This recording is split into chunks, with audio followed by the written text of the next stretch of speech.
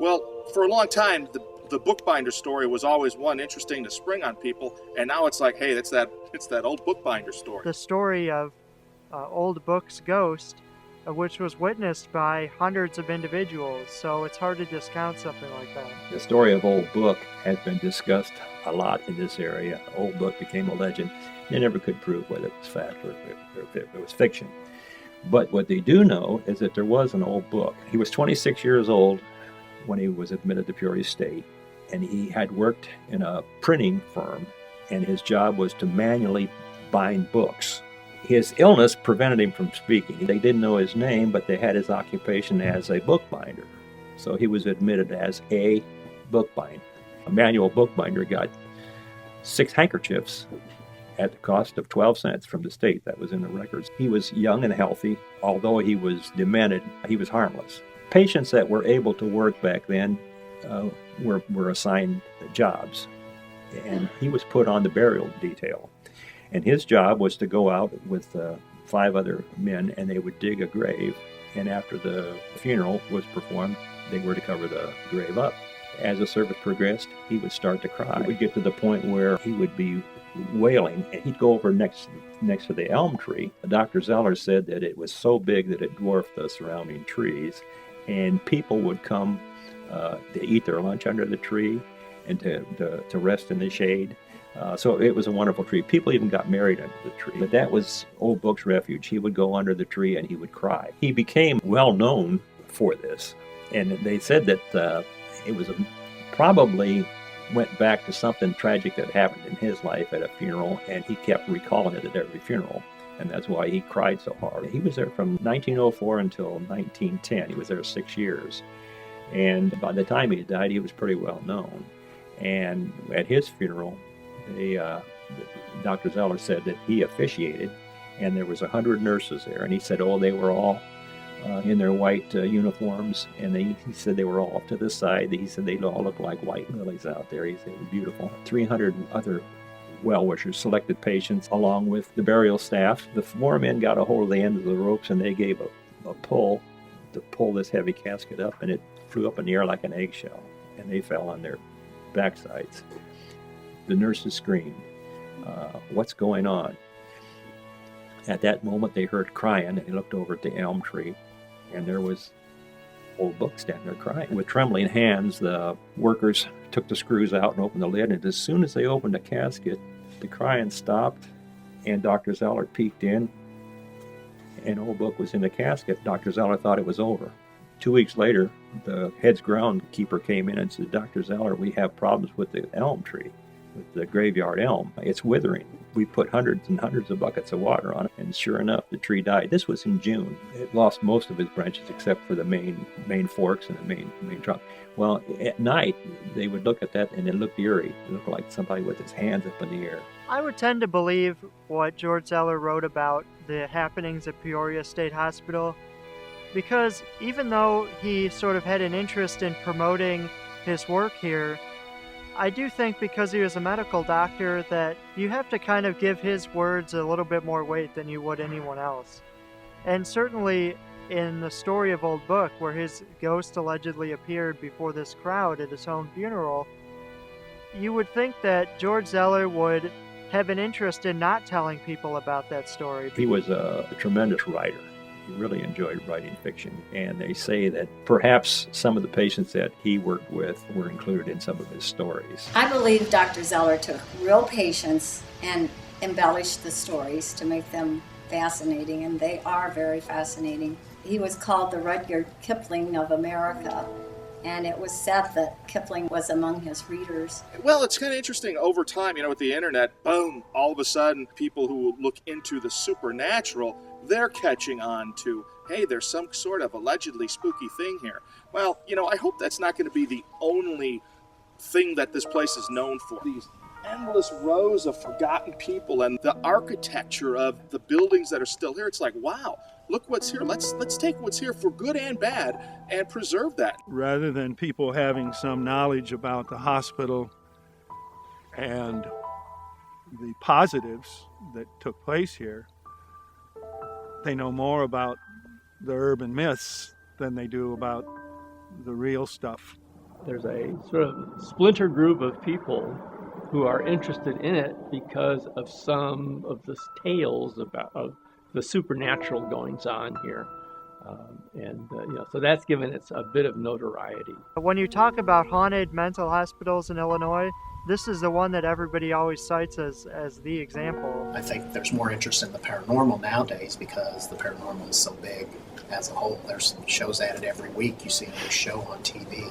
My husband, he and his friends would come out here and run around the tunnels and explore and see all the stuff that was left, when there was actually stuff left over here, tools and paperwork and exam tables and whatnot. And he did also mention that it was haunted, and he doesn't believe anything like that. He's the biggest skeptic in the world. I don't believe there's a haunting. I don't believe in that sort of supernatural. Oh, I know the asylum is haunted. I know it is. And why? Because I've had personal experience with it. This place is just crawling with ghosts. I know there are people you've interviewed that believe in ghosts. I simply don't. I very definitely know that it is haunted. Because when I asked my granddaughter why she moved away when she had her arm around my waist, she said she didn't move away, she was pushed away. Something grabbed her arm from around my waist and just pushed her over. All of a sudden, out of the blue, I started talking. It was like I was talking in my sleep. I didn't know what was coming out. I don't know, maybe I see things more than what other people do because a lot of people can't see things. I can see them, the images, and enjoy what I'm doing. And people think I'm nuts. No, I don't believe in ghosts. I don't think it's haunted. There are certainly people who do think it's haunted. Definitely haunted.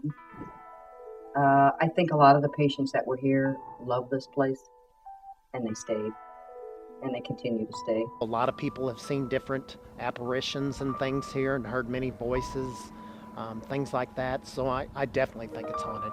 We've been tour guides now for both the Bowen building and now the Pollock Hospital. We've had people run screaming from the building. People suddenly break down in tears and end up in a pile on the floor. People who drive down the road and see figures standing alongside of the road that aren't there. I think this being such a beautiful hilltop and such a beautiful place, I think a lot of our patients are still here. I certainly can say with confidence that the asylum has attracted all kinds of unusual tales. Now, whether I can say it's haunted or not, I've never had those experiences, so I can't say for sure.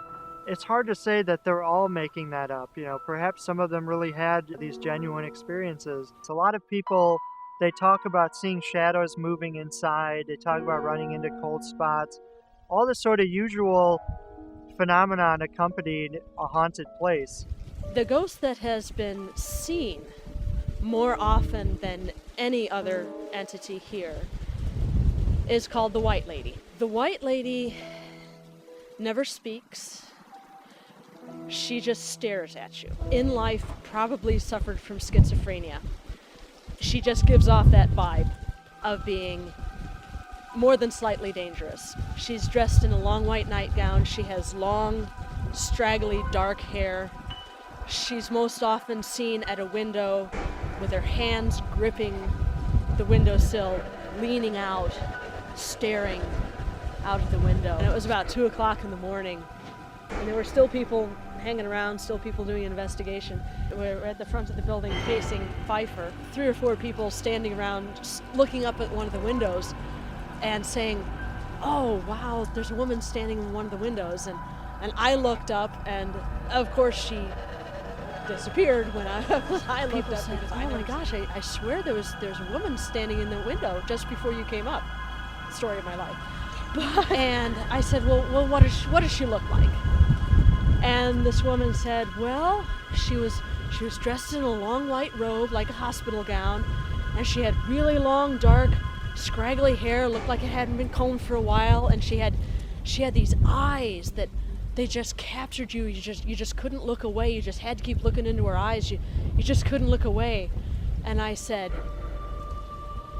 you just saw the white lady. And I said, come here, come with me. And I took her to see Trish. I said, oh my gosh, this lady here just saw the white lady. The white lady was at the end of the hallway. And Trish and a couple other people were looking down the hallway and saw the white lady standing there. And they said, all right, we see you. Can you come a little closer, please? Came a little bit closer, not very much closer. And then she stood there and just started tilting her head back and forth, just like that. And Trish said just that action was so menacing. She said, okay, let's go. I was the first one here. Walked in the first floor and kind of just got this really creepy feeling and looked down the hallway and I saw a head peek out of the door. And so I stopped and I was like, oh, somebody broke in, I'm going to have to call the cops. I'm the only one here. It was kind of freaking me out. And I said, I saw you, you need to come out. I'm going to call the cops. And nobody said anything. Nothing happened. And I said, I saw you peek out of the door. And then again, I see the head peek out of the doorway. And I said, okay, I saw you. You have, 5 seconds to come out of that room or I'm calling the cops. Pulled out my phone. And all of a sudden, I see this lady in a white nightgown with black stringy hair walk from one side of the hallway to the other side. And I could see the door behind her at the end of the hall. I could see it through her. And that was really scary because she stared at me the whole time she walked across the hallway. I was down on the mail ward. One of our other helpers was locking a door. And I was outside in the hallway, which was dark. And I heard a man walking up to me in the dark. There was no hair standing up on the back of my neck, nothing I'm used to during the tours. So I asked for the light. Well, the gentleman locking the door didn't hear me. And these boot steps got louder. And I thought, this is aggression.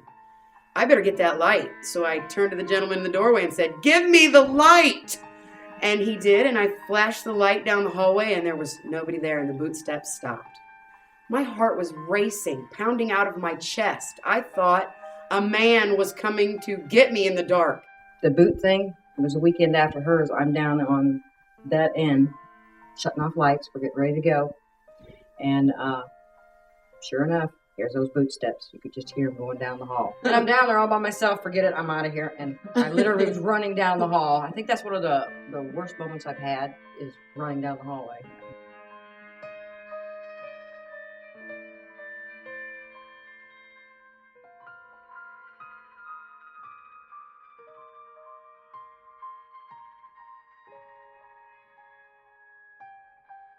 Our male ward is something different. Yeah. It's unbelievable.